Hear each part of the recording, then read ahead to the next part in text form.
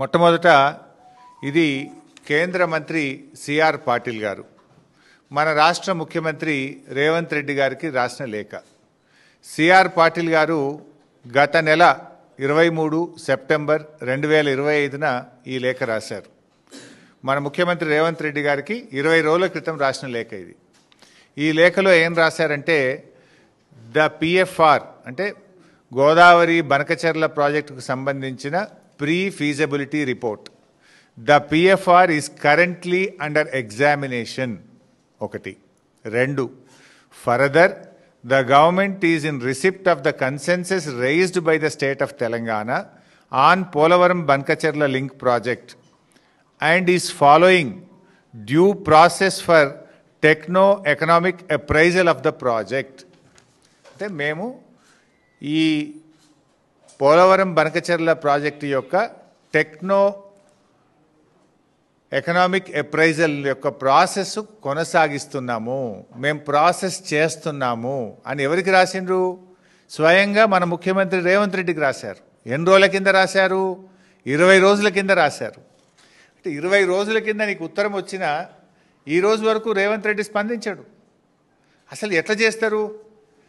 Appraisal అనే కాన్సెప్టే రాకూడదు. ఎందుకు రాకూడదు అప్రైజల్ అనే concept? It is not qualified to examine. మన దేశంలో వరద జలాల మీద డిపిఆర్ల అప్రైజల్ జరగదు.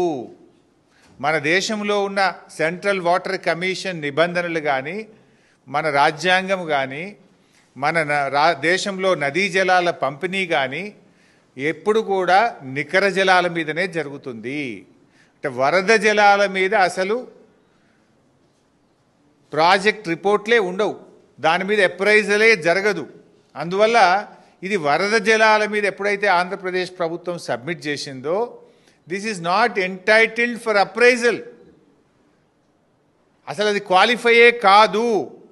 అయినా కూడా మరి రేవంత్ రెడ్డి గారు అప్రైజల్ చేస్తున్నాము ఇంత క్లియర్గా, the pre feasibility report is under examination అంటే కేంద్ర ప్రభుత్వం పరిశీలిస్తుంది అని కేంద్ర మంత్రి రాష్ట్ర ముఖ్యమంత్రికి రాస్తే ఈ ముఖ్యమంత్రి ఏం చేయాలి?